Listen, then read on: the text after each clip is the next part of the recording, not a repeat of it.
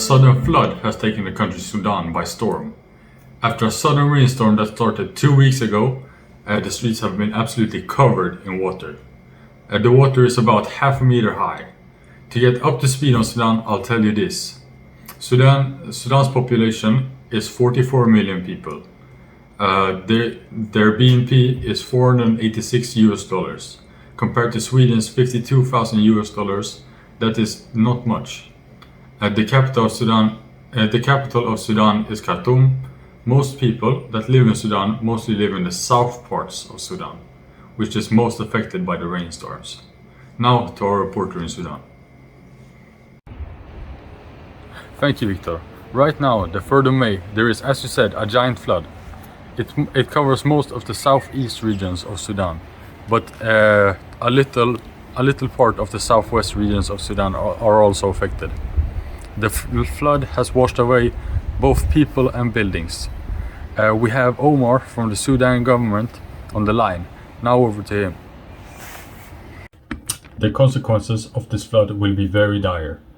We're working on getting more rescue teams out, but the problem is we are very short-staffed. Afterwards, we the government need to get all now homeless people somewhere to stay while we clean the streets. The biggest problem is we don't have a budget for that right now, but we will be making a case in the near future to get a bigger budget to provide housing and emergency food and emergency housing for everyone.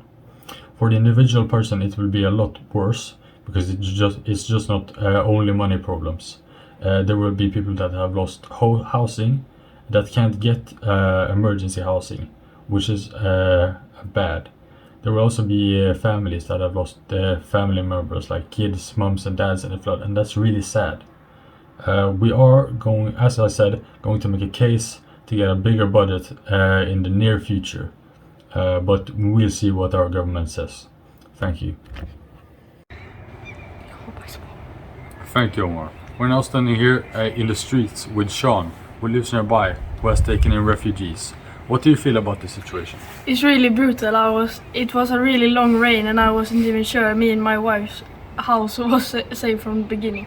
It started to leak through the ceiling, but as luck has it, I had some materials to fix the roof from inside. I like to help any way I can, and to me it was to take in the refugees from the regions that weren't as lucky. Now to our meteorologist, who will explain why floods appear.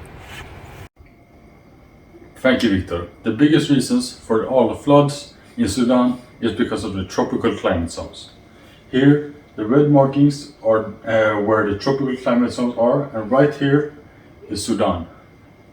The tropical climate zones is also the biggest reason why Sudan consists of savannas and deserts. The tropical climate zone is also the reason why Sudan has rain periods. Rain periods is when it rains a period of the year, like a quarter maybe.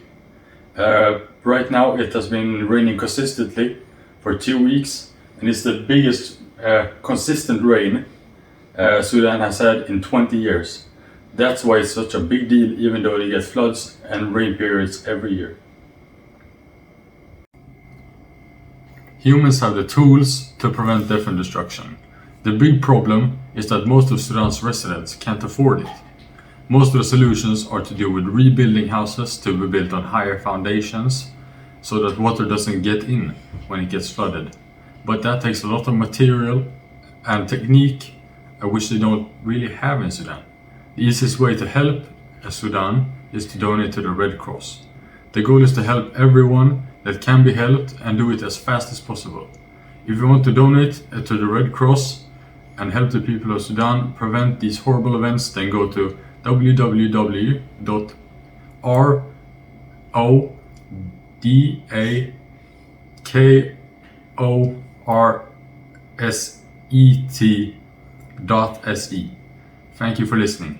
Now over to the weather with Marcus.